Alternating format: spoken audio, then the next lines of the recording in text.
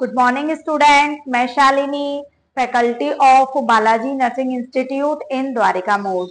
जैसा कि मैंने आपको प्रीवियस वीडियोस में भी बताया है कि मैं आपके दो सब्जेक्ट डील करूंगी। पहला है फर्स्ट एड और दूसरा है आपका बिहेवियरल साइंस। तो एक वीडियो मेरी जो है फर्स्ट एड के बारे में, इंट्रोडक्शन ऑफ फर्स्ट एड की हो चुकी है। आज मैं आपके लिए टॉपिक लेकर आई हूँ बिहेवियरल साइंस का, साइकोलॉजी का। इसमें भी आपका टॉपिक यही है, इंट्रोडक्शन ऑफ साइकोलॉजी। साइकोलॉजी एक आपका सब्जेक्ट है जिसको आपके बिहेवियरल साइंस के अंदर पढ़ते हैं। बिहेवियरल साइंस में मेजर आपके दो टॉपिक हैं, साइकोलॉजी एंड सोशियोलॉजी। आज मैं आपका टॉपिक जो लेकर आई हूँ वो साइकोलॉजी है। तो साइकोलॉजी हम सबसे पहले देखेंगे कि साइकोलॉजी आखिरकार आपके कोर्स में क्यों दिया गया है। पहले तो आपको ये समझना होगा।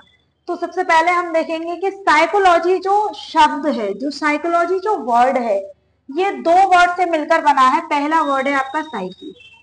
साइकी का मतलब, साइकी एक ग्रीक लैंग्वेज का वर्ड है जिसका मतलब होता है या तो माइंड या फिर सोल से,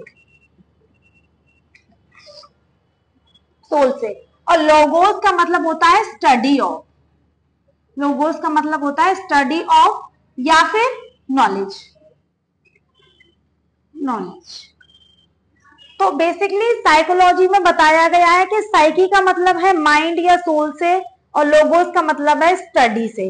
यानी साइकोलॉजी में हम स्टडी करते हैं माइंड के बारे में और सोल यानी अंतरात्मा के बारे में। यानी साइकोलॉजी में हम पढ़ेंगे ऐसी स्टडी जो माइंड के बारे में हो और आत्मा के बारे में हो। हम कुछ वर्ड्स देखेंगे जो साइकोलॉजी के लिए काफी फेमस वर्ड है। स्टडी ऑफ सोल, ये मानना था ग्रीक फिलोसोफर का, क्योंकि साइकोलॉजी सबसे पहले देखा आपने साइकोलॉजी वर्ड में ही साइको शब्द जो लिया गया है वो ग्रीक वर्ड है, ग्रीक लैंग्वेज का वर्ड है। तो यानी ग्रीक फिलोसोफर्स लोगों का मानना था कि साइकोलॉजी क्या है, स्टडी ऑफ सोल है। यानी सोल के बारे में हम स्टडी करते हैं साइकोलॉजी के अंदर, ऐसा मानना था ग्रीक फिलोसोफर का। जब लोगों को पता चला या फिर इस तरीके की स्टडी होने लगी तो लोगों ने कहा कि सोल तो एक ऐसी चीज है जिसको हम देख नहीं सकते हैं, तो उसके बारे में स्टडी करेंगे कैसे। जिस चीज को, सोल को नहीं देखा जा सकता है तो उसके बारे में स्टडी कैसे हो पाएगी। सही बात थी। फिर एक साइंटिस्ट हुए जिनका नाम था विलियम जेम्स। इन्होंने बताया स्टडी ऑफ माइंड, साइकोलॉजी को बताया इन्होंने स्टडी ऑफ माइंड। अब स्टडी ऑफ माइंड, ठीक है, बातें होने लगी कि स्टडी ऑफ माइंड, ठीक है, बिल्कुल।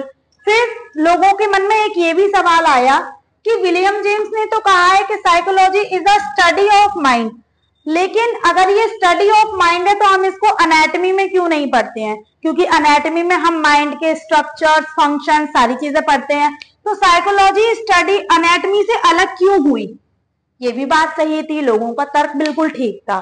फिर एक साइंटिस्ट और हुए, इनका नाम था विलियम वुंट। इन्होंने बताया स्टडी ऑफ कॉन्शियस एक्सपीरियंसेस, यानी psychology is a study of conscious experiences. ये विलियम वुंट है, इनको फादर ऑफ साइकोलॉजी भी कहा जाता है, father of psychology, father of psychology. यानी विलियम वुंट ने बताया कि साइकोलॉजी क्या है, study of a conscious experiences. ऐसे एक्सपीरियंसेस जो एक व्यक्ति अपने कॉन्शियस माइंड में, अपने कॉन्शियस लेवल में होकर एक्सपीरियंस करता है या फिर अनुभव करता है, ये बताया विलियम वुंट ने। इन्हीं के द्वारा प्योर साइकोलॉजी यानी कि फादर ऑफ साइकोलॉजी भी इन्हीं को ही कहा जाता है। नेक्स्ट एक टर्म और हम देख लेंगे, psychology is a study of behaviour. ये बताया था बीएफ स्किनर ने। बीएफ स्किनर का ऐसा मानना था कि जो हमारी बिहेवियर की स्टडी है यही साइकोलॉजी है, क्योंकि हम जो भी कॉन्शियस एक्सपीरियंस के द्वारा फील करते हैं उसको हम एक्सप्रेस अपने बिहेवियर के द्वारा ही करते हैं। अगर मैं कोई ऐसी इरिटेटिंग वाली फीलिंग कॉन्शियस एक्सपीरियंस में फील कर रही हूँ तो मैं उसको अपने बिहेवियर के द्वारा दिखाऊंगी कि मैं गुस्सा हूं या मुझे अच्छा नहीं लग रहा है, मैं सैड हूं। तो ये मेरे एक्शंस किस में रिफ्लेक्ट होंगे, मेरे बिहेवियर में। मेरे कॉन्शियस एक्सपीरियंस के जो रिफ्लेक्शन होंगे वो मेरे बिहेवियर में ही तो शो होंगे। तो इसलिए बिहेवियर बीएफ स्किनर ने बताया कि study of a behaviour is a psychology. एक हम डेफिनेशन भी देखेंगे जिसके द्वारा साइकोलॉजी का पूरा अच्छी तरीके से अर्थ समझ आ जाएगा कि साइकोलॉजी के अंदर बेसिक बात क्या है। डेफिनेशन में psychology is a scientific study of a mental process. अब जो हम कॉन्शियस एक्सपीरियंसेस कर रहे हैं वो कर तो हम अपने मेंटल प्रोसेस के ही द्वारा रहे हैं ना। तो psychology is a scientific study of mental process and behaviour. अभी आपको मैंने बताया कि कॉन्शियस एक्सपीरियंस के द्वारा हमारा रिफ्लेक्शन जाता है हमारे बिहेवियर में, यानी जो मेंटल प्रोसेस हो रही है और उसके द्वारा जो हम बिहेव कर रहे हैं उसी की स्टडी हम साइकोलॉजी में करते हैं। It is the study of mind, ये माइंड की स्टडी है, and how it is work, और ये वर्क कैसे करता है, यही साइकोलॉजी है।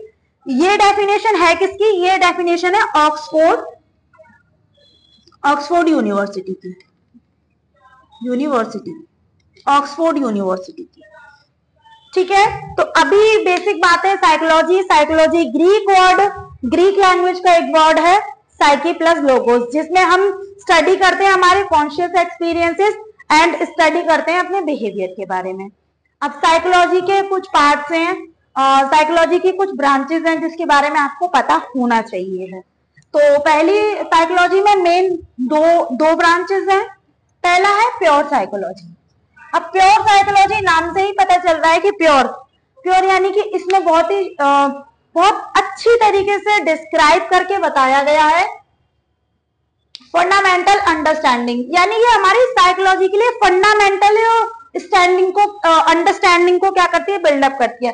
यानी इसमें कुछ फ्रेमवर्क्स होते हैं, कुछ प्रिंसिपल्स होते हैं जिनके द्वारा थ्योरीज एंड फ्रेमवर्क होते हैं, कॉन्सेप्चुअल एस्पेक्ट को हमें बताया जाता है। यानी कि अगर हमें किसी भी साइकोलॉजी के बारे में अगर हमें स्टडी करनी है तो हमारे पास एक फ्रेमवर्क, ऐसे प्रिंसिपल और ऐसी थ्योरीज के बारे में पता होना चाहिए जिसके द्वारा हमें पता चल सके कि आखिरकार साइकोलॉजी के अंदर चल क्या रहा है। यानी बेसिक इसमें तीन बातें हैं कि ये हमें फंडामेंटल अंडरस्टैंडिंग प्रोवाइड कराती है प्योर साइकोलॉजी, क्योंकि इसके अंदर theories and framework and principles होते हैं और ये कॉन्सेप्चुअल एस्पेक्ट पर काम करती है। यानी ये हमें वो कॉन्सेप्ट देती है जिसके द्वारा हम साइकोलॉजी की अंडरस्टैंडिंग को बिल्डअप कर पाते हैं। तो ये तो हो गया आपका pure psychology. And next part है इसका applied psychology.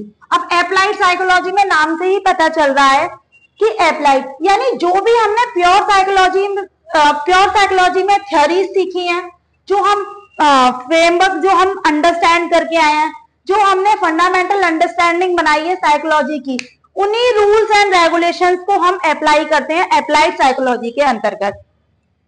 It deals with the applications of psychological principle, वही प्रिंसिपल जो हमने कहा सीखे थे प्योर साइकोलॉजी के अंदर।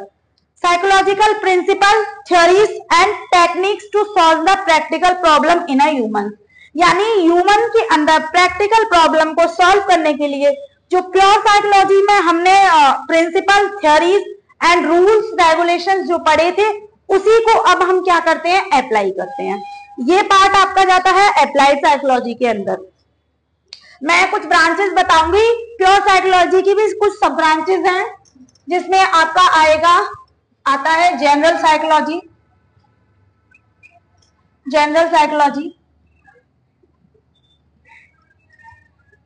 एबनॉर्मल साइकोलॉजी भी इसी का ही पार्ट है, एबनॉर्मल साइकोलॉजी।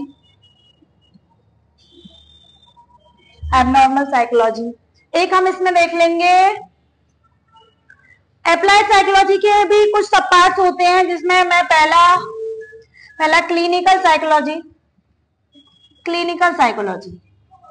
साइकोलॉजी से आपको पता चल रहा है, यानी कि इसमें किससे रिलेटेड बातें होंगी, जितनी भी हमारे क्लिनिकल एरियाज से रिलेटेड जो साइकोलॉजी की बातें होंगी वो।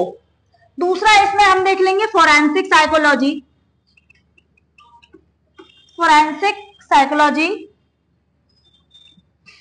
यानी ऐसी साइकोलॉजी जो किसके लिए काम करेगी, फोरेंसिक, यानी कि क्रिमिनल वगैरह के ऊपर जो अप्लाई करते हैं, यानी उनसे जिस तरीके से बातें कर या किसी के भी उनकी बॉडी लैंग्वेज को अंडरस्टैंड करके फोरेंसिक के द्वारा बातें क्या है, सच और झूठ का पता लगाया जाता है। जैसे बॉडी लैंग्वेज में अगर कोई व्यक्ति झूठ बोल रहा है तो उसकी बॉडी लैंग्वेज कुछ अलग हो जाती है, यानी ये जो टेक्निक यूज होगी वो कहाँ होगी, फोरेंसिक साइकोलॉजी में। और भी ब्रांचेस, सब ब्रांचेस हैं प्योर साइकोलॉजी की एंड अप्लाइड साइकोलॉजी की। तो अब हम देखेंगे कि साइकोलॉजी का नर्स के लिए क्या रोल है, यानी नर्स के लिए साइकोलॉजी की अंडरस्टैंडिंग होना क्यों जरूरी है। एक अच्छी नर्स बनने के लिए आपको साइकोलॉजी की अंडरस्टैंडिंग डेवलप होनी ही चाहिए। इसके हम कुछ कीवर्ड्स देखेंगे। Deals with the different type of patient, यानी कि ये आपको हेल्प करेगा डिफरेंट टाइप ऑफ पेशेंट को डील करने में। अब ये तो सभी बच्चे जानते होंगे कि कोई भी दो तरीके के व्यक्ति क्या है, कभी भी सेम नहीं हो सकते हैं। यहाँ तक कि उनकी पसंद नापसंद, उनका गुस्सा या फिर कुछ भी हम ले सकते हैं, वो क्या है, अलग अलग ही होता है। इवन दो ट्विंस भी कभी एक जैसे नहीं हो सकते हैं, कुछ ना कुछ तो ऐसा जरूर होगा जो उनको अलग करता होगा। तो यानी जब एक नर्स अपने फील्ड एरियाज में होती है तो वो दिन में बहुत अलग अलग तरीके के व्यक्तियों से मिलती है। उन सभी व्यक्तियों को डील करने के लिए साइकोलॉजी की अंडरस्टैंडिंग होना बहुत जरूरी है, यानी कि उसे पता होना चाहिए अगर व्यक्ति थोड़ा डिफरेंट लैंग्वेज में भी बात कर रहा है, वो क्या कहना चाह रहा है, यानी उसकी बॉडी की जो लैंग्वेज है वो क्या उसको शो कर रही है, क्या वो गुस्से में है या फिर उसको किसी बात से फियर है या वो डर रहा है, यानी कि उसको डिफरेंट टाइप्स ऑफ पेशेंट को डील करने में क्या करती है, साइकोलॉजी हेल्प करती है। दूसरा पॉइंट है to understand the response of a patient, यानी अगर आप पेशेंट का रेस्पॉन्स नहीं अंडरस्टैंड कर पाएंगे तो आप अपने फील्ड एरिया में नहीं काम कर सकते हैं।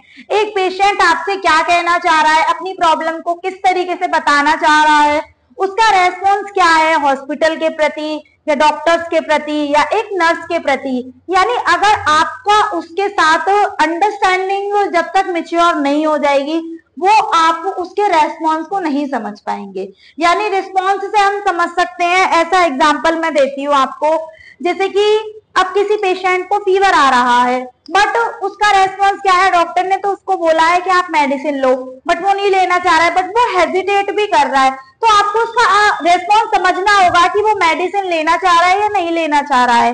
तो आपको अंडरस्टैंड, पेशेंट के रेस्पॉन्स को अंडरस्टैंड करने में साइकोलॉजी हेल्प करती है। तीसरा पॉइंट हम समझेंगे रिलेशनशिप बिटवीन साइकोलॉजिकल स्ट्रेस में बताना चाहती हूँ, स्ट्रेस का मतलब होता है तनाव, ठीक है, यानी psychological stress and physical symptoms in a patient, यानी अगर एक व्यक्ति क्या है साइकोलॉजिकल स्ट्रेस में है, यानी तनाव में महसूस कर रहा है, यानी उसको थोड़ा अच्छा नहीं लग रहा है, किसी ना किसी बात से वो परेशान है, तो उसके क्या फिजिकल सिम्टम्स पेशेंट के अंदर दिखाई देंगे, उसको आप अंडरस्टैंड तभी कर पाओगे जब आपको साइकोलॉजी की थोड़ी सी जानकारी होगी, थोड़ी आपको समझ होगी। यानी कि एक साइकोलॉजिकल स्ट्रेस के दौरान कौन कौन से फिजिकल सिम्टम्स दिखाई देते हैं। चौथा पॉइंट हम देखेंगे creating such an environment knowledge about the patient need, यानी अगर हम चाहते हैं कि हॉस्पिटल का एनवायरमेंट स्ट्रेसफुल हो एक पेशेंट के लिए तो हमें साइकोलॉजी की अंडरस्टैंडिंग होनी चाहिए, यानी एक पर्सन के, एक व्यक्ति के नीड्स के अकॉर्डिंग एनवायरमेंट क्या किया जाता है, सेट किया जाता है। अगर उसकी साइकोलॉजिकल नीड्स को, एक पेशेंट की नीड्स को अगर हॉस्पिटल हो या कोई भी ऐसी जगह हो अगर उसको इग्नोर किया जाएगा तो उसको कंफर्टेबल फील नहीं होगा, उसको जब कंफर्टेबल फील नहीं होगा तो वो आपके पास आना नहीं चाहेगा। तो यही, अगर आप ऐसा एनवायरमेंट क्रिएट करना चाहते हैं जिससे एक पेशेंट, तो आपको पता होनी चाहिए कि उस पेशेंट की जरूरतें क्या हैं। पांचवा, ये पॉइंट बहुत ही ज्यादा इंपॉर्टेंट, स्टार लगाकर, बेटर कम्युनिकेशन के लिए, यानी एक पेशेंट का और एक नर्स का जो रिलेशनशिप होता है, जो प्रोफेशनल रिलेशन होता है, वो बेटर कम्युनिकेशन के द्वारा ही बनता है। और बेटर कम्युनिकेशन आपका कब होगा, जब आप उसकी साइकोलॉजी को, उसके नेचर को, उसकी बातों को अच्छी तरीके से समझ पाएंगे, वो आपके साथ कंफर्टेबल फील करेगा अपनी कोई भी बात बताने के लिए कि वो परेशान है, कि उसके पेन हो रहा है, उसको क्या प्रॉब्लम हो रही है, अगर उसको परिवार की तरफ से अगर कोई स्ट्रेस भी मिल रहा है तो क्यों मिल रहा है, यानी वो आपकी बात तभी, आपसे बात तभी करेगा जब वो आपके साथ अच्छा फील करेगा, और वो अच्छा कब फील करेगा, जब आप उसकी साइकोलॉजिकल नीड्स को समझ पाएंगे। आपका और एक पेशेंट का बेटर कम्युनिकेशन आपकी अंडरस्टैंडिंग ऑफ साइकोलॉजी के ऊपर डिपेंड करता है। जब आप उसकी नीड्स को समझेंगे, जब आप उसकी बातों को सुनने के लिए तैयार होंगे, तभी वो आपसे क्या करेगा, कनेक्ट करेगा, तभी उसका और आपका कम्युनिकेशन क्या होगा, बेटर हो पाएगा। आज के लिए इतना ही। Thank you.